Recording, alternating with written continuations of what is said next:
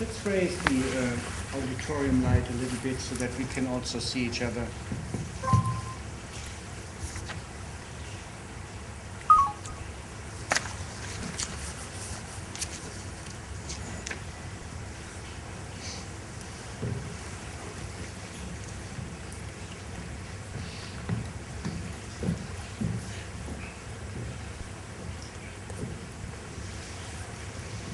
As she gets ready, I thank the people who volunteered to help me. We are a very small operation.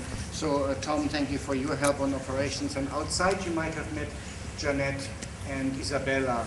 Both of them are helping with any needs that you have, registration or accommodation. You know it's fully catered, so we have lunch upstairs later on. The coffee bar will be open in the afternoon, and then this evening we have a dinner reception with a little bit of champagne and wine. And we have, of course, a lot of artwork, so don't eat too much, don't drink too much. Do you have the plug for the speakers? We need you to be alert until about 10:30. Or does it go through? If it's... Oh, the sound, yeah. Yeah. Okay, so he still hasn't found you. Then we have... Yeah, I'm just about to. It just takes some time. You're going to be okay with it? Yeah, I'll check it. And important errands. We have the second roving camera team, Christina and her friend. And the camera artists may grab some of you over the course of the next 2 days, perhaps for a short interview or getting to know you so we can document our event and preserve it. So, in terms of house rules, there are no rules. Be careful with the drinks that you bring in because of the equipment. In the lunchtime period, you might set aside the final few minutes to perhaps prepare for your dress change, because once we go into the floor, we would like you to feel really comfortable, so wear your rehearsal clothes. Jasmine, we have dressing rooms 1 floor up. They're rarely used, so this is good. They're rarely used because unlike other conservatoires, we haven't quite yet established a rigorous daily physical training method. So unlike dance school, students don't come here in the morning for techniques, and therefore they don't use the dressing rooms. So they should be immaculate, yeah? If it's not working, you want me to put the stick in here? Or? Oh yeah, maybe, if that's quicker. Let me see whether I can read the stick. Is it a PowerPoint? Or? Yeah, it's a PowerPoint. Okay. Maybe you can check with the projector, computer 1, computer 2, maybe, you know, do you have the... If the PowerPoint works here, we'll do it from my Mac. Yeah. What is it called? You have to open the folder which is called Amaria Theater. This should be at the beginning. Oh yeah, Amaria Corporation. Yeah. Okay. Should I download it here? Yeah, I'll just do it and then so, open it. Good. So if you give me the cable back, we'll have her here in 1 second. Generally, our art school is mostly friendly towards Macs, not so friendly towards PC instruments. But that's a German computer, so I thought that perhaps... And so inside is a PowerPoint. Yeah, there's a Brunel folder, and then... So.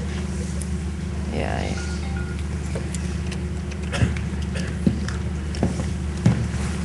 And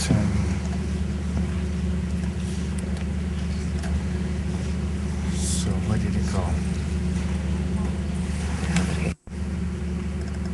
Yeah, and then Bruno. Okay. And then Hijikata. Yes, and also Hijikata Monologue, if you could open it in the Windows player or whatever you have. Because I want to start with that one. Don't have. Is that a sound file? Yeah, maybe you can try if you can play it. It's a sound file. Yeah. Yeah, so pause it for a second. Yay, great. Oh, no, I have lost the signal.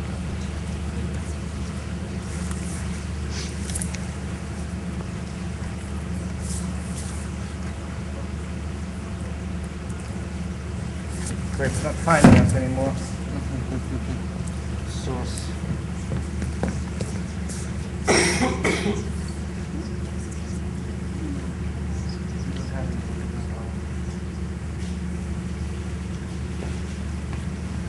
Oh, well, this is of course mysterious.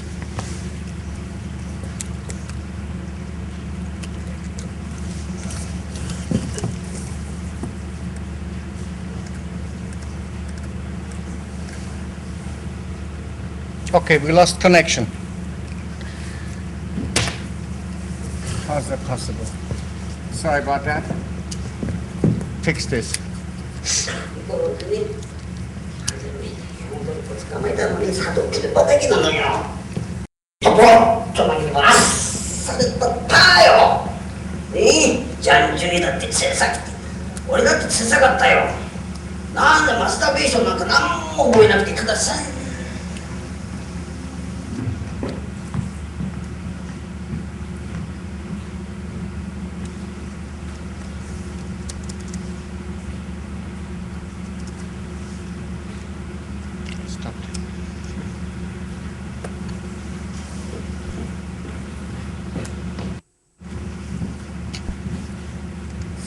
佐藤水飲んでる時にコテッと捕まってね、もともと踊れなんてこういったことが捕まるんじゃないかと。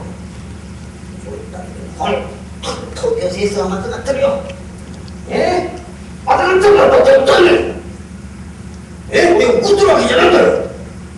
そこら辺を書きたくて変な数の悪いものを飲んでるんじゃないか。緑色の俺だけを出して本当帰ります。すぐに移動機のまま進めたんだ。なんで一つ目なんだよ。すいません。今飲んだんです。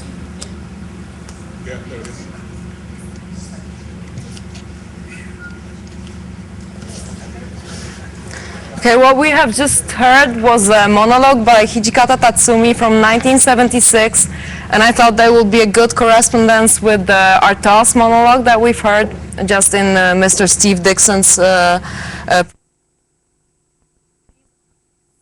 These geniuses, we might call them, they were using words in order to create a new body, in order to create a new imagination, to let the body speak by itself. They were both using breath, they were both using their physicality, the onomatopoeia, which is very, very characteristic for Hijikata Tatsumi. So I thought that beginning with this monologue, I would just point to some common threads in Hijikata's work and in ARTAUD. Hijikata knew ARTAUD through a very interesting artist, Japanese artist, Shibusawa Tatsuhiko, who was a translator of French modernists and French writers. But I will come back to how Hijikata met ARTAUD in a minute. I would just talk a little bit about Hijikata and his Ankoku Buto. Just as Johannes said, Hijikata and Kazuo Ono, they were the main founders of the Buto movement. I can't see you very well, so that's why I'm blinking a little. Could you come down a little bit with the light? Thank you, because I feel that I'm like doing something strange with my face. Hijikata Tatsumi, who was the core of my PhD research, he was an artist who developed his work in the 1960s, a very specific period. When we are comparing or trying to draw parallels between an artist from the West and an artist from the East, it's always a very tricky subject. And we have to be very, very delicate with these things so as not to onto Oriental theaters or Oriental practitioners and vice versa. So it's, but as we see these two artists' work, as we listen to their words, as we try to understand their concept of body in the new age or in the new culture that they were working within, we see that there are common points that we cannot miss or that we cannot treat as Western or Eastern. This monolithic kind of thinking about these two areas, we should forget it when we want to talk about the body or the organism which is in crisis, as it was in both of these artists' work. So Hijikata Tatsumi developed his work. The beginning was 1959 when he premiered Kinjiki, Forbidden Colors, during a festival. I don't want to delve so much into Hijikata's the history of his Buto because it's such a broad subject, and I'm just supposed to speak a little bit about his connection with ARTAUD. So I just thought that I will mention a couple of themes that run through the work of Hijikata and that can be starting points for discussion about ARTAUD in Hijikata or Hijikata in ARTAUD. The body and crisis was one of the main themes. Hijikata developed different techniques throughout his work in order to bring the performer, the dancer, into a crisis, so that the body of the performer was in a total crisis. And thus, danger, pain, and violence were very common in the beginning of his career, when he was creating performances that were on the verge of happening, and that we would nowadays call body art. Because he was, for example, when dancing with Ishi Mitsutaka, one of his dancers in the dance experience Nokai in his early group that Kazuo Ono and Yoshida Ono also participated in. He was using a metal stick in order to make burns in Ishi Mitsutaka's chest. Or, for example, he was not using white paint, as we usually, we think about Buto, so we imagine a dancer in white paint. At the beginning, there was no white paint. There was plaster mixed with water that Hijikata would put on his body in 1960, in 1961. And he would say, wow, after the performance, he would come to the dressing room and say to Motofuji Akiko, his wife, that was amazing because I couldn't move. My body couldn't breathe. That was such a crisis, and that was so exciting because my body was just like a figure that was not able to make any movement, and I was trying to break through the how would you call it? Cast. Yeah, exactly. So that was the beginning of his exploration of crisis, danger, pain, violence. The second version of Kinjiki, Forbidden Colors, that was presented a couple of months after the premiere, which was in May, had a larger cast, and the dancers were using some ropes, and Yoshida Ono was stuck between the ropes, and his body and his throat the ropes were being pulled by the dancers, so the body was somehow sacrificed during the performance.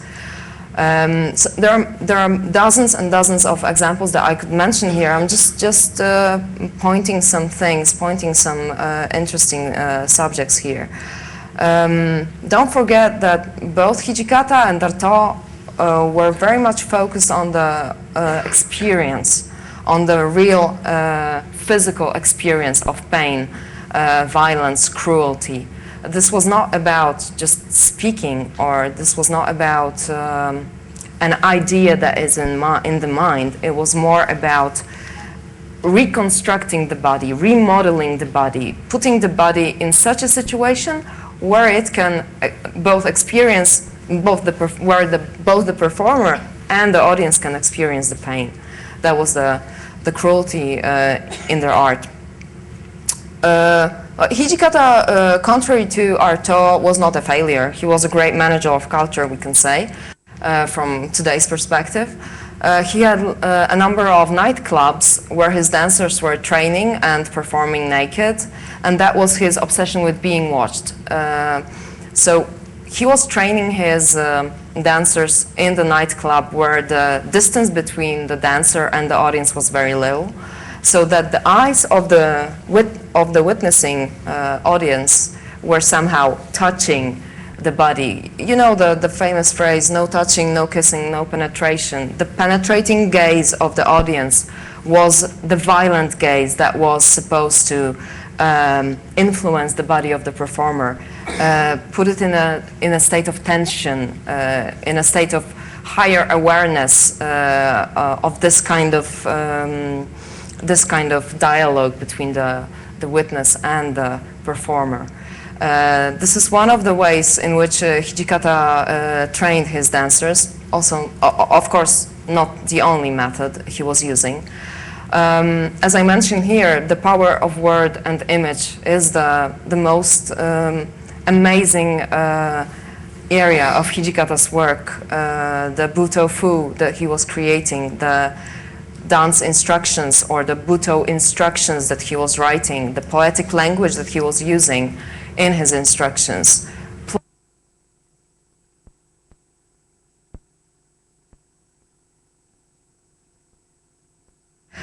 I will go the slides that I have prepared just with some photos. The homosexual theme was also one of the taboo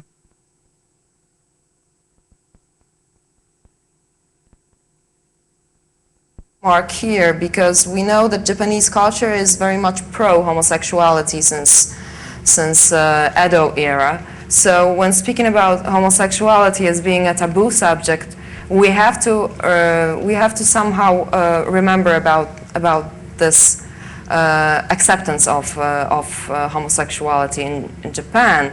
But this was just one of the subjects Hijikata was using to show a clash between the bodies, or to show how love can become violent. He was, as I discussed it with Ishii Mitsutaka and other dancers of Hijikata, they were saying that Hijikata was very interested in love as a phenomenon, or in how the bodies react to each other, how they are brought to each other by their energies.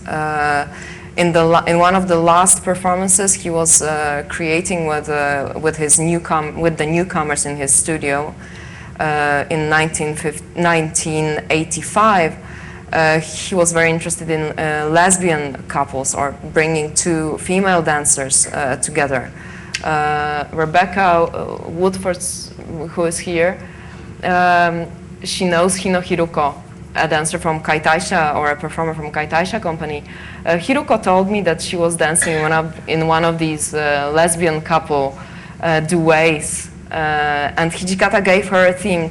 Could you please make a duet about love? I'm very much interested about love which doesn't come true, or which is not fully realized. That's that's a digression, let's say. As I said, experience was one of the most important things for Hijikata. As you might know, at the beginning, Anko Kubuto was not called Anko Kubuto. The name appeared later. At the beginning, it was just Taiken Buyo, which is the dance of experience. I will just skip a couple of slides and go to Nikutai no Hanran, 1968, which to my mind is one of the examples of the theater of cruelty done by Tatsumi Hijikata. The performance took place in 1968. There is a video recording, and coincidentally, the person who recorded this performance, he did a re-editing of it after the death of Hijikata in 1987.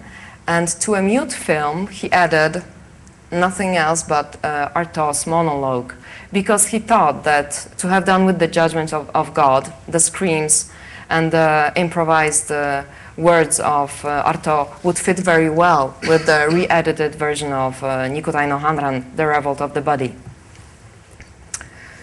This was a performance which, as Kurihara no Nako and also other people, and also people who collaborated with Hijikata, such as Ishii Mitsutaka and Kobayashi Saga, they pointed that Hijikata was inspired by the work of ARTAUD, Heliogabalus, or the Anarchist Crowned. And the first scene of the performance, Nikutai no Hanran, was somehow an embodiment of the parade, the anarchist emperor entering Rome, and people applauding to his entrance. Here we might see some slides, some photos. They are not actually photos, they are taken directly from the video recording of the performance, so they are not very much visible, but you can see Hijikata on a special palanquin, is that how you pronounce it? Yeah. Entering the theater in Tokyo and waving to the audience. And what is interesting here, when we are speaking about ARTAUD and his concept of doubling the body of the performer, Hijikata in 1968, he did not use a projector that we are using now, but he, together with Nakanishi Natsuyuko, a Japanese visual artist, he created a set that was made of brass panels, metallic panels. And of course, they were projecting the light, but also Hijikata was using them to hit the body against the panel, to look into the panel as if he was looking into the mirror, to dance in front of his own double, and also to create a noise of a body hitting the panel. What's more, there was real danger in this particular performance because the sides of the panels were very sharp, and Hijikata could have cut his body during the performance, just like a body artist would have done, would do today. I'm sorry, sometimes I forget how it should be, grammatical order of the sentence and so on. Okay, yep. Here we can see Hijikata in front of the mirror, the brass panel. And the last scene of Nikutai no Hanran, Hijikata sacrificed, or Hijikata crucified, a body crucified, like ARTAUD mentioning that the performer should become like a sacrifice in the ashes on stage.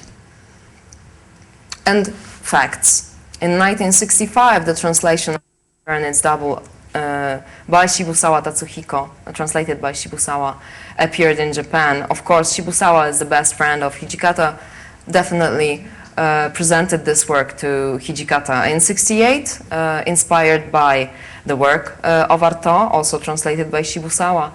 In 1971, Hijikata himself writes a text, The Slipper of ARTAUD, and some parts of this text are translated and can be found in Hijikata archive.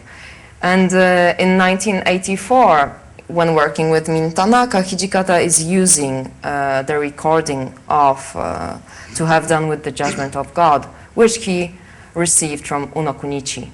And as I said, 87, this is the re-editing of the Nikutai no Hanran with the addition of ARTAUD's monologue. Just as the ending slide, here are some, on the right you can see a page from that's notebook number 12 called Nerve, and on the left, Butofu instructions, also written by Hijikata in the year 1976. If you have any questions about the Butofu, because we don't have time, as Johannes is implying. So no, but we will come back to it. Yeah, sure. I want to pass on to Olu. Yep.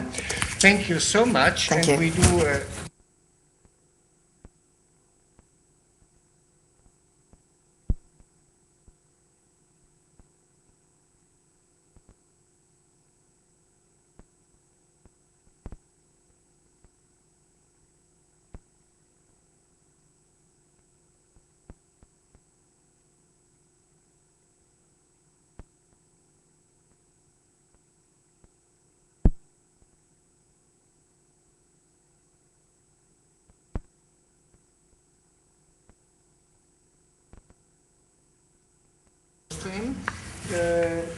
Issues of the return beat, West African rhythmic sensibility, but also what he coins the whole issue of the physical journal, embodied knowledge and memory. He has performed widely as an actor, dancer, and drummer, and his interest also bridges the link that we already addressed, body and technology, and I pass on to you now. Okay, so is it possible to have the lights up slightly so we can see? A little bit more front forward, thank you. Thank you.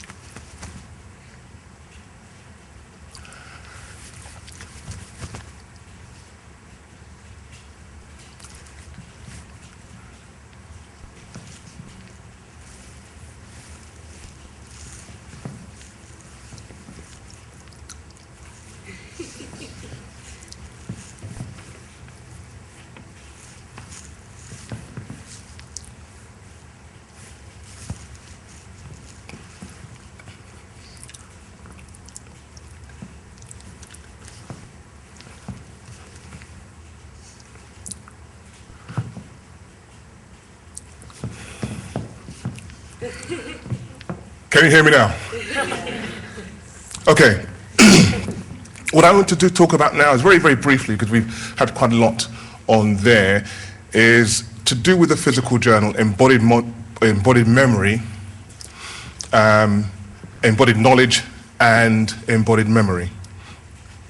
And I'll start by, there's two things really I want to talk about. One is demonstrate something to you, and also just to talk about my current project, I think, and now some of those things will come out in their areas. One is, yesterday it was my daughter's birthday celebration. She's 9, and so she had a swimming party.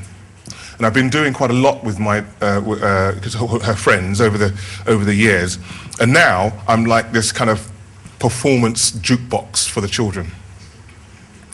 And so I've been practicing these with Tai Chi Chuan and contact juggling, ways in which to balance the ball. I've got it, I'll show you probably later on. Balance the ball, and I practiced 2 balls. So this is 1, 2. So I came out and I did it with, and I had it like, and then when I get, oh, and it was about, I did it for about 3 minutes. And then they said, robot, can you do the robot? Robot, because I've been doing the robot. I think, but I've just practiced this thing for you, and what they wanted the robot. And I was trying to work out why they want the robot. What is it about the robot that is, and when I do the robot for them, what happens is they're scared. So there's this bizarre thing about the robot, they want to be scared. And I was trying to work out what was good. It's like they want me to be cruel. Now, if I did, so I'm going to demonstrate for you this, what it was they were scared about. And I think you'll understand this in terms of this idea of, I think, cruelty. This inbuilt notion of, is if I did this to you now like this, here, this wouldn't mean much. You know what I'm suggesting, but I'm not assaulting your ability to perceive the illusion. Doing this has a different quality, has a different sense, because somehow I'm asking you to fill in the gaps with your mind. So if I'm doing this,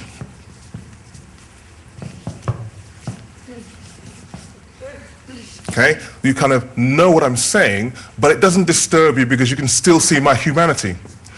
You can still see that I'm a human being pretending to be a robot.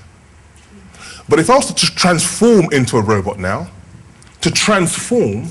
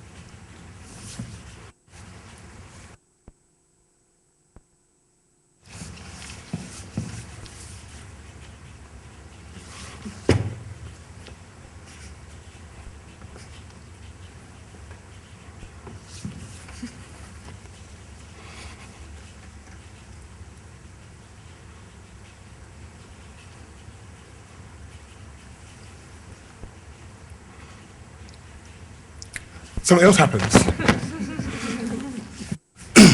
Because somehow my humanity is taken away, and this fear of automata, the digital body, the digitized inhuman body takes place, even though you know that I'm not a robot. At least you think I'm not a robot. So there was one thing I wanted to sort of express. And that's also, you see, I learned that on the streets in the 80s, using robotics, and then it's all the rage now, but back in the day, body popping, break dancing, this kind of thing was a new thing. And what was interesting about body popping was that what punk rock did to rock and roll, or rock music, glam rock, body popping was doing to disco. Our younger generation say, we don't want this kind of, this kind of disco thing. We wanted something which is a little bit more, to try to express our anger. So, and my mother, she used to say to me, Olu, what are you doing with your body? Breaking your body this way, you will break something. Dance nicely, like this. This is the way you dance, not when you're breaking your body, this kind of thing. This kind of thing that was a violence to the body. So this aspect of one, the robot, this body popping, which was very much a kind of a way of moving, started to combine with what, in a sense, I started to learn. I'm a child of the 80s in many respects. One is, obviously, as I expressed, the body popping and the break dance, but also the martial arts. We grew up with Bruce Lee and we just like, I was just like, and in those films you had I wanted to be the guy with the white hair. The one where he could just go.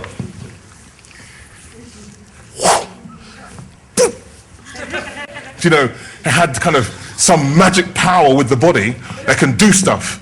And it was this. So I started learning Wing Chun and Sam Tudang and Wushu Kwan. Those are the 3 films I was young. And then I went to art college and started to be exposed to ARTAUD and to the surrealists. And what I found fascinating was this idea that this abstraction. I was quite traditional in a sense. I did fine art degree. Traditional. I wanted to paint, see something, paint it. Quite like the Impressionists. So I like maybe play around with it. But this idea of just disregarding the artist's mark was something which was, as a street man, but anyone can do that. You just throw things on the floor. That's no art. What's art about that? Then I discovered Tai Chi Chuan. Now, Tai Chi Chuan was interesting for me because I was playing National League basketball at the time for Plymouth Raiders. And although I'd suffered from knee problems because I was growing quite quickly, I did a lot of athletics. And then I thought to myself, doing this National League, I tried out, I got in, I thought to myself, well, my knees, jumping, and it's really intense, but I still went with it. Then I found this guy who did Tai Chi Chuan. And what had happened was that now you have this, I had this desire for the violence, this showing this sense of, creating absurdity with the body, but with Tai Chi Chuan, it was about taking things slow and reorganizing and reconstructing. Now this guy who was teaching me, Paul Zawadzki, he was a traditional teacher in Tai Chi Chuan, and he was also an acupuncturist. So and a bit cantankerous northerner. He wasn't interested in, he didn't suffer fools gladly, so he'd say to you, right, first session, right, do this. And that was it for 40 minutes.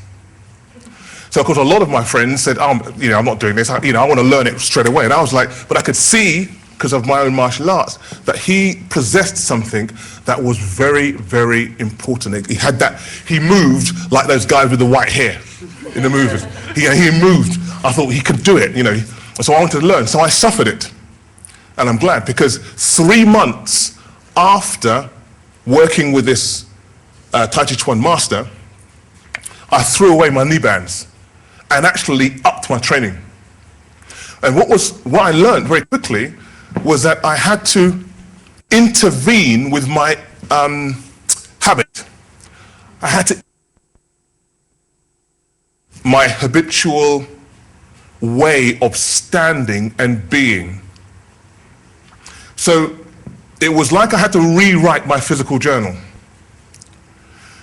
And this is the kind of essence of my work, and it's been really fantastic working with Johannes and the DapLab team, because practice occurs, or research happens through practice.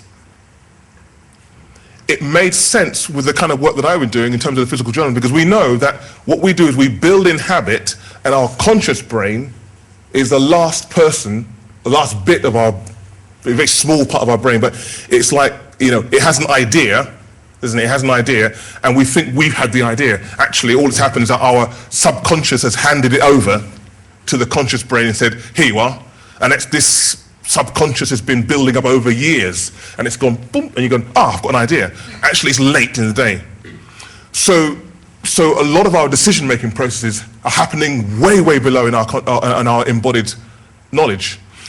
So what I'd learned in that moment with Tai Chi Chuan was that by standing and aligning my musculoskeletal system, I was not only releasing energies inside my body to open freely. What I was doing is, when I was jumping, I was no longer hurting my body, I was actually regenerating my body.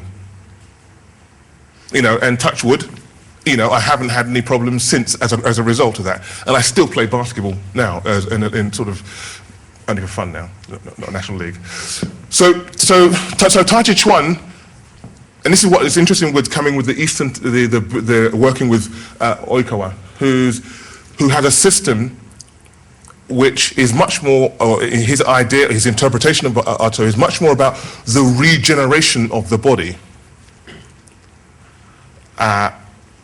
So my technique, or what I work with, I work with several things. One is, I mentioned about the body popping.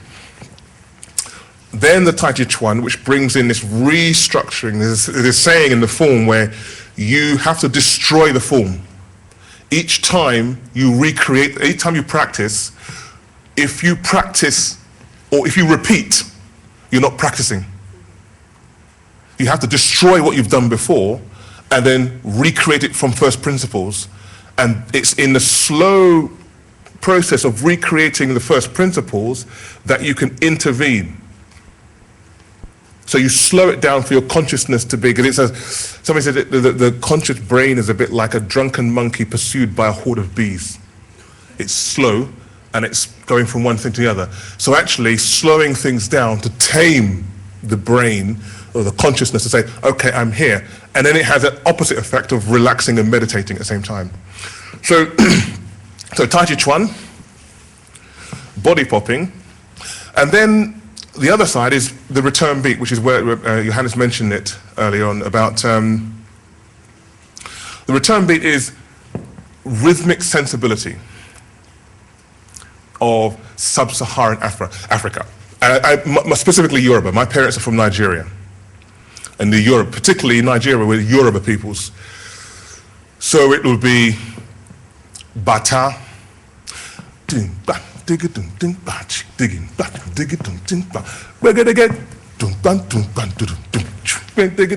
again. Very different physical appreciation of rhythm. Rhythm here isn't something which is a profile of a pattern in time. Rhythm is an augmentation of something which returns back to itself. So the space between the beats, where the beats occur, and so you've got the beats occurring here, and then the space between the beats are not perceived as linear. Beat in a static space, linearly moving across to the net. So you have so then the half beat would be and 1 and 2, and also within a kind of more Western concept. And this is not either or, because I like both. I'm being born in this country, being transcultural. I love both. But there's a significant experiential difference between beat. So we go, so here is just a kind of a preparation. 1 is when you first beat. 1 and 2 and 3 and so boom.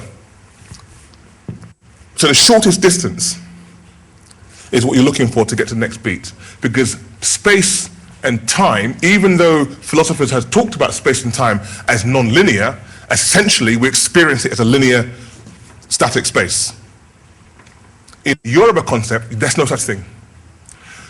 So first you have the breath, which is a significant point. So when you start, so if I go here, that start is 0. So you're not starting on 1, you start on 0. So you go, and then that's the potential in-breath, which is the pulling the bow. And then when you breathe out, that there is a return beat. So temporal space is seen as something which is curving.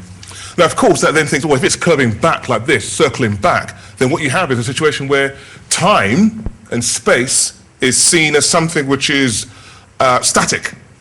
But we don't have, again, the Yoruba concept is much more like quantum mechanics, where you have this unfolding. So when you go, boom, boom, each time you return back, there is an unfolding like an onion. So this is not the same place, because each time you've got this pulsing of things going like this, like that. So rhythm is seen as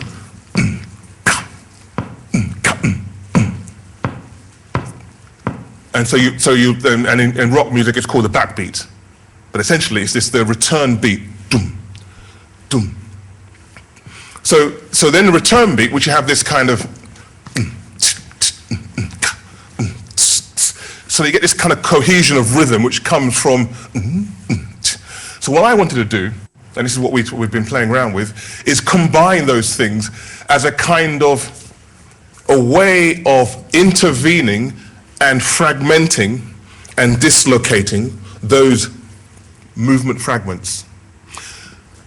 So I have creative hands, poetic voice, and then the expressive torso. This is very much a way of, in Yoruba culture we have the non-verbal. We talk about non-verbal language is a massive part of the communication system. So in the West, where you might have as a predominance, not as an only, a predominance of the book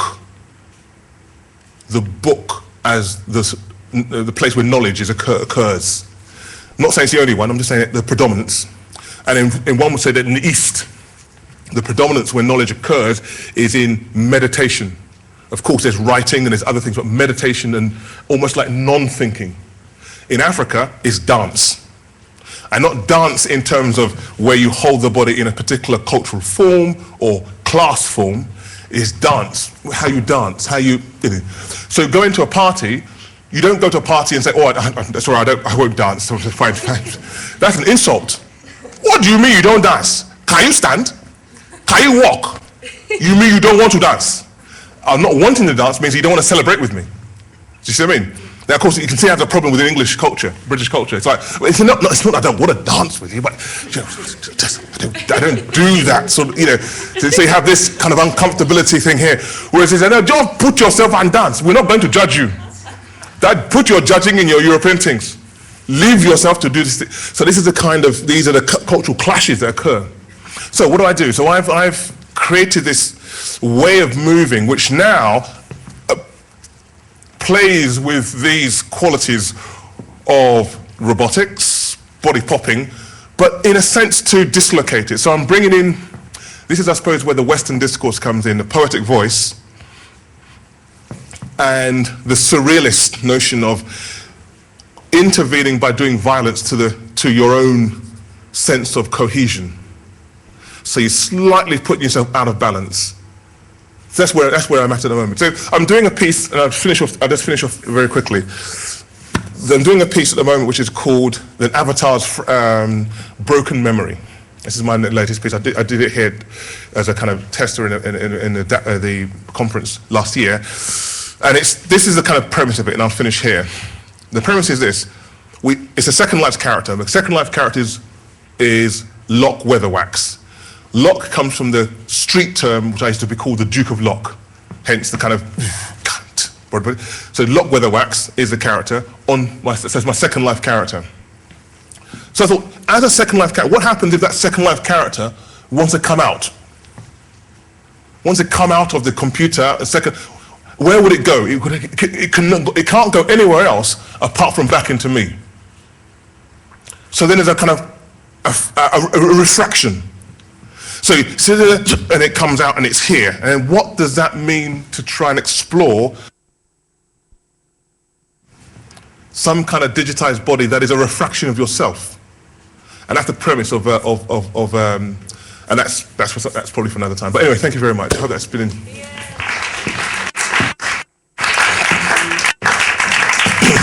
you. That brings us to our first break. I just want to thank Kasia.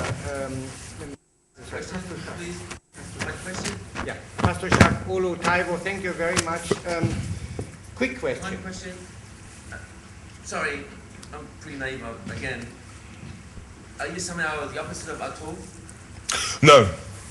The reason, it's a good question, because one of the things that I've found, and I think Steve mentioned it right at the beginning of his session about that, a lot of it's about interpretation. You see, as someone born in this country, in England, of Yoruba parents, I'm not going to find out about my Yoruba history and culture in this country unless I go to and do the research myself or do through my family. So, in a sense, what I do is be inspired by various writers and thinkers and performers, whilst at the same time doing kind of personal cultural research into my physical journal, because a physical journal is both my embodied knowledge and embodied memory in terms of my birth to now, but it's also the inherited genetics of my ancestors. And I'm not, so it's up to me to find out about those ancestral ideas and to draw upon that knowledge in the paradigm of its sense. So therefore, ARTAUD would never know that. So I'm not against him, but I'm inspired, and I would see myself, in a sense, branching out from that tradition. Now, to make a suggestion, a proposition is, I need your help and your contribution to make this two-day event work. I don't have a clear structure that would control events. I wanted it to be a mix of short presentations, but also conversations, and then the physical work. So what I would suggest is after the lunch we come back and BU will do the afternoon workshop, and then we just stay on the floor, and the next roundtable will allow us just together to have conversation. So the question that might now begin to be developed, we can articulate just together. There will be no leadership in how to put questions, yeah? And in terms of making the most of it, we have precious little time. So the two physical sections are for you to enjoy, and then maybe the roundtables are to bring up some focal points. And of course, then you obviously also are a practitioner, right? So that's something that Michelle mentioned in the preparation. We consider this not a conference in any sense of papers and stuff, yeah, but a kind of an exploration, just as you were demonstrating, that moves through physical ideas and intellectual reflection, but is actually more of a workshop. So help me in making it work so that you feel comfortable in it, yeah? So, Yasmin, the lunch buffet is in 103 upstairs. Could you, Tom, could you show our guests these where to go? Thank you very much.